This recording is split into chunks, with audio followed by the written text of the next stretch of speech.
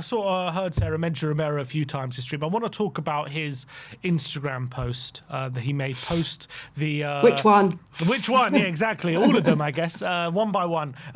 He obviously he released an Instagram post an hour after the deadline closed saying that, it's basically mentioning that, big up to the teammates, but we have 11 fit players and it's true and disgraceful. We use the word disgraceful, apparently. Apparently, some people are saying, is that a translation error? But he hasn't corrected it, so I'm going to go with the word disgraceful. That followed on by rumours yesterday from a very reliable Argentinian journalist who I believe Romero seems to leak news to, that he wants to leave, or he's set to leave in the summer with interest coming from other leagues. That post, by the way, on Instagram was liked by quite a few of the members of the first team. Even Conor Gallagher, who's only been here a few weeks, is already on board with Ian Cow, apparently. What are your feelings on him posting? First of all, him posting as regularly as he do, the message he sends out. Is he the right messenger? The look that it is for the club, that when he does it, do you agree with it? What are your thoughts on it, Sarah? It's a funny one, isn't it? It's a funny one because from what we understand, from the player's perspective, he has become the mouthpiece for the players in the dressing room.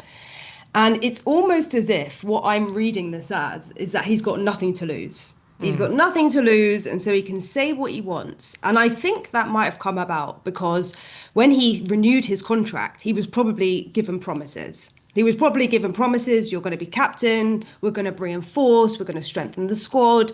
And he's frustrated. He hasn't seen that.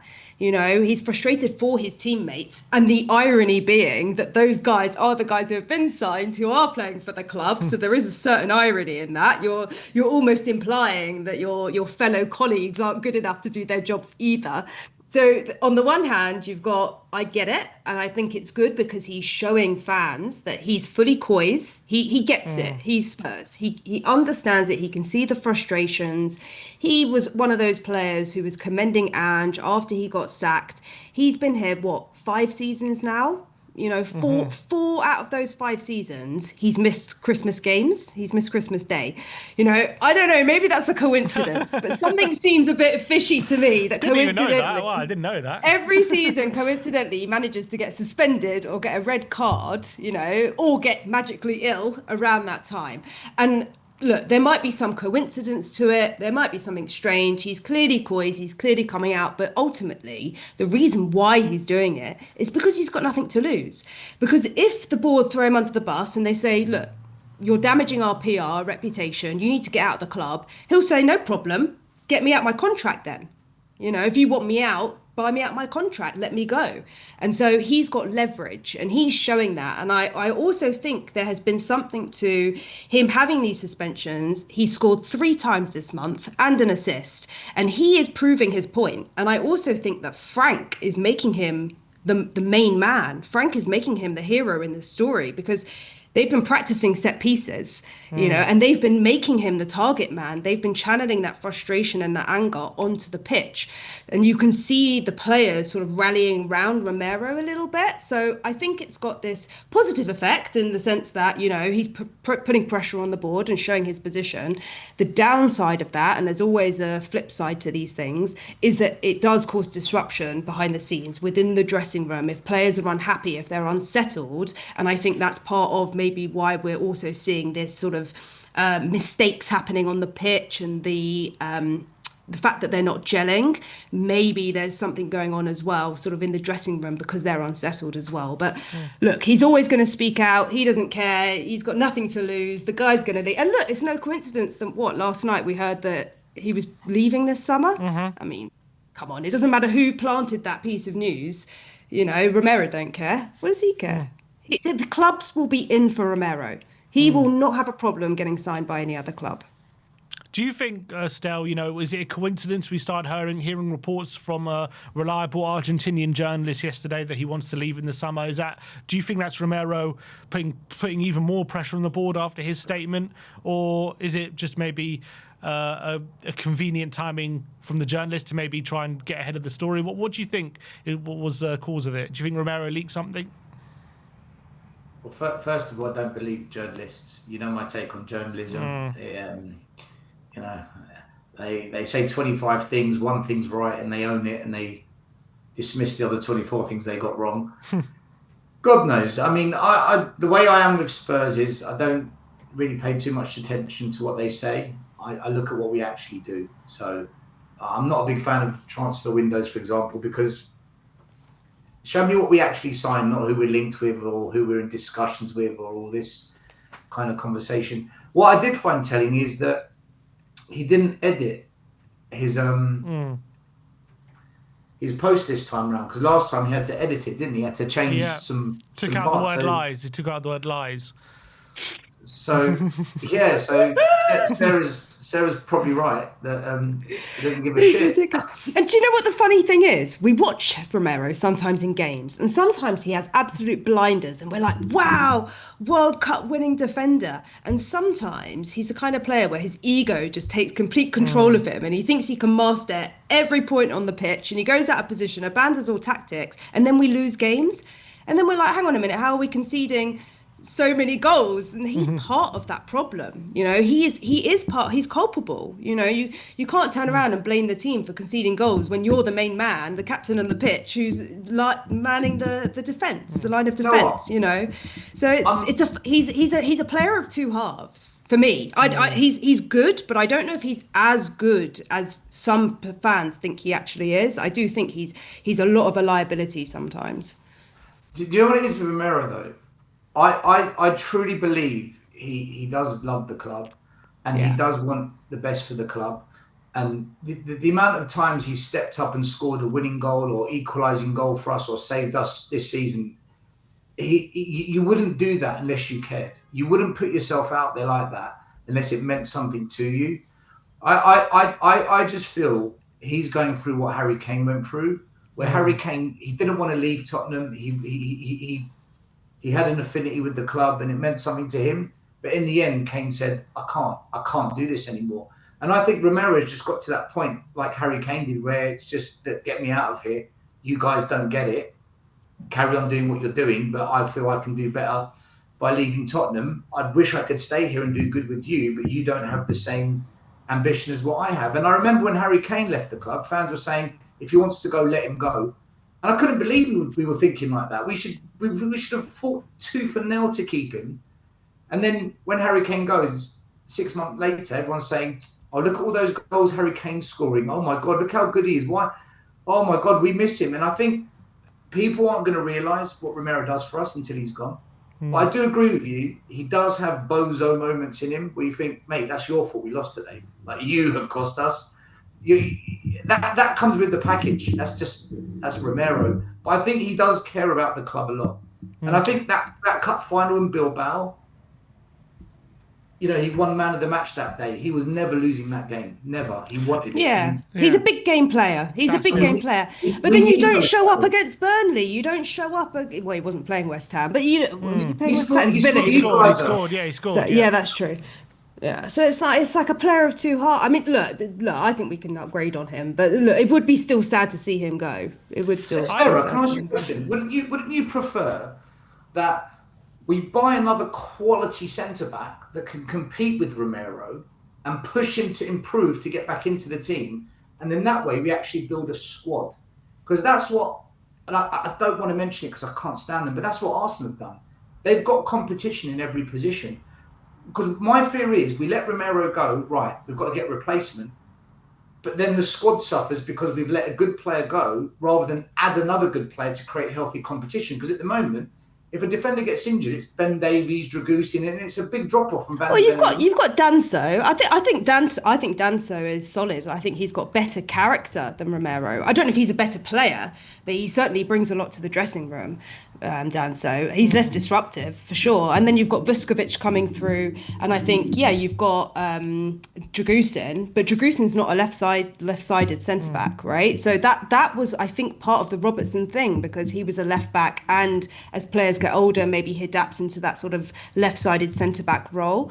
So I think there's a few moving parts. But look, if you're going to get rid of Romero, or he's going to want to leave at the end of the day, however he ends up leaving the club, you're still going to need to reinforced in that position. So is Vuskovic going to need another season on loan? That's the problem. Does he want to come back to Spurs? Because from what the murmurings are, he seems pretty happy where he is.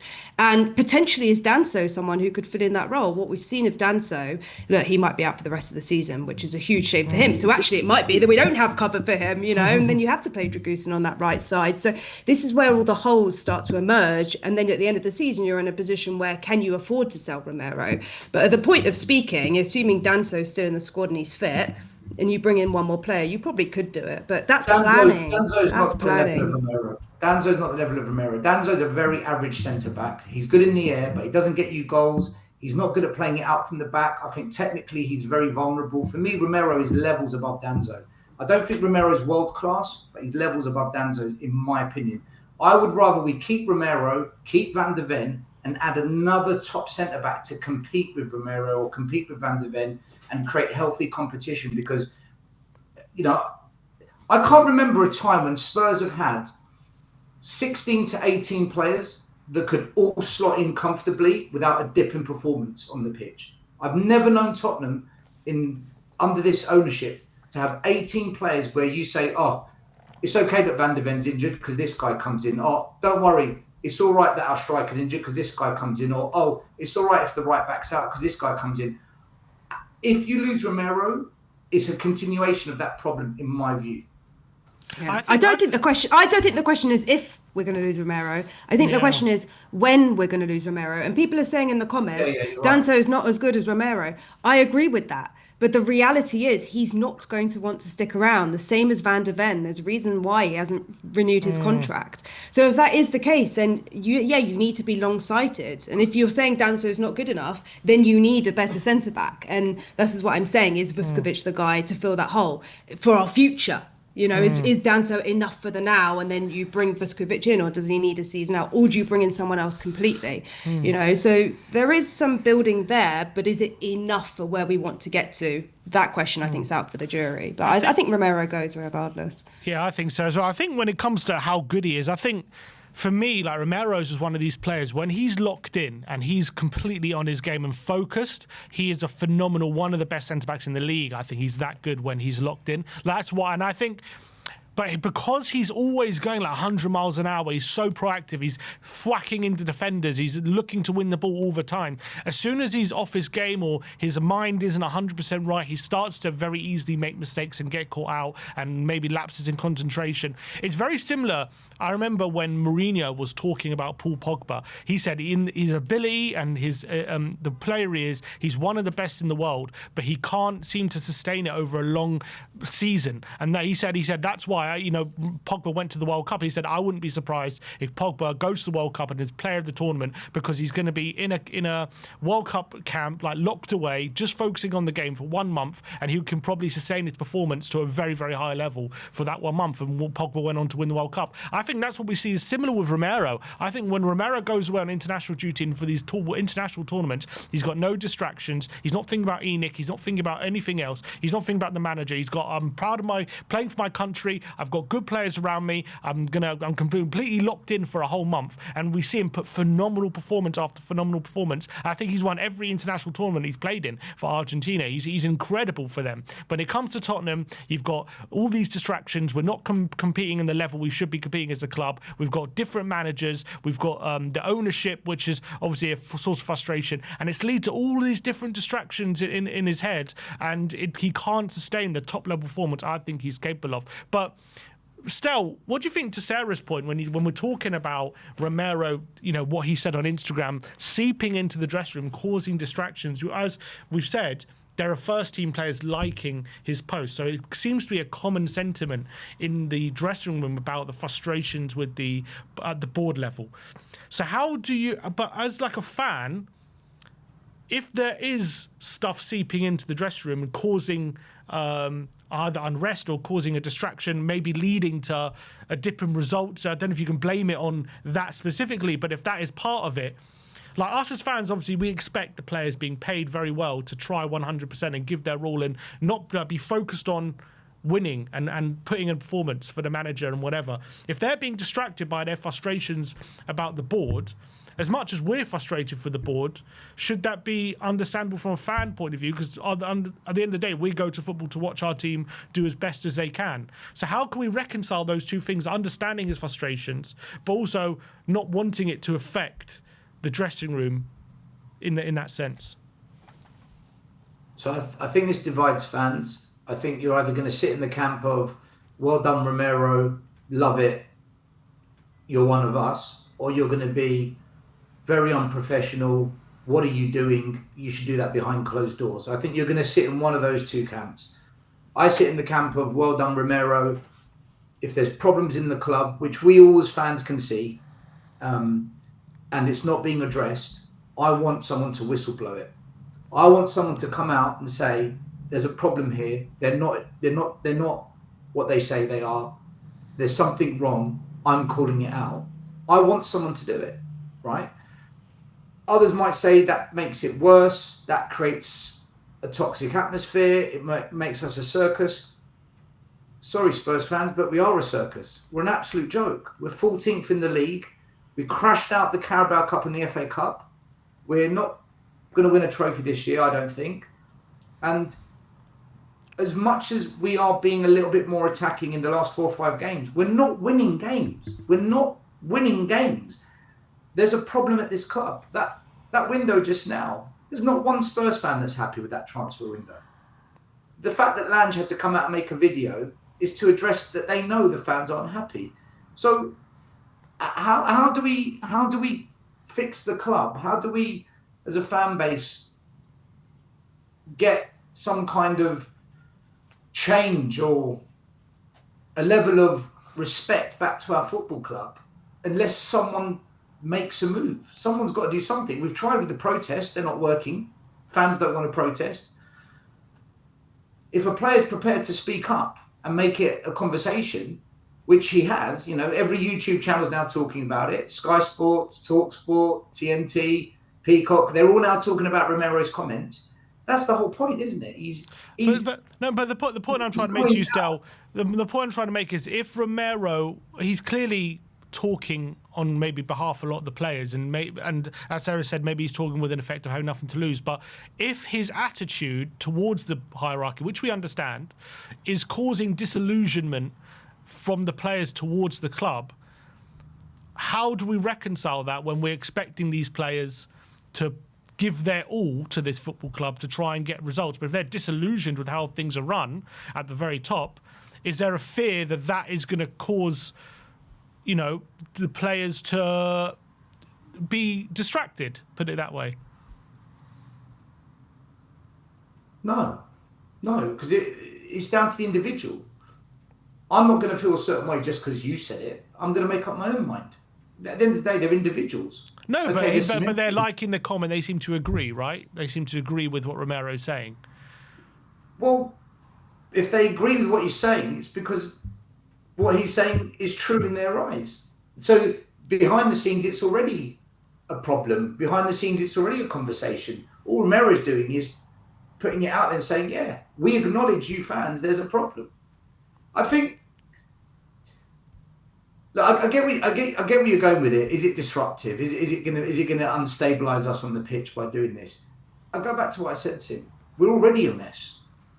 That first half against Man City was absolutely atrocious. It's horrendous. Second half, we look fantastic, right? So this is what we are now. We're 1 minute we blow hot, next minute we blow cold. But at the end of the day, we're 14th in the league on a season where we finished 17th previously, and that was unacceptable in the eyes of the fans. They wanted the manager gone, and the players were a problem, and the owners were a problem. And here we go again. It's another similar season. Someone has to stand up to it. Someone has to publicly call it out. Otherwise, you're accepting it. Antonio Conte sat in front of the media for 10 minutes and gave the most honest, truthful, public explanation of Tottenham Hotspur. 3 years later, how right is he? He continues to be proven right with every season that goes on.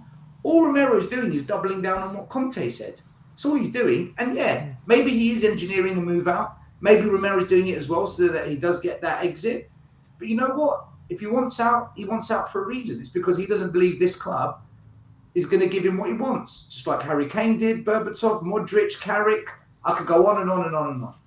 At the end of the day, if managers don't call it out, if players don't call it out, when a fan's going to wake up and say, guys, we've got an issue in this club, we've got to do something. You can't go on like this. So will it disrupt the team? I think the team's already disrupted. We're full team.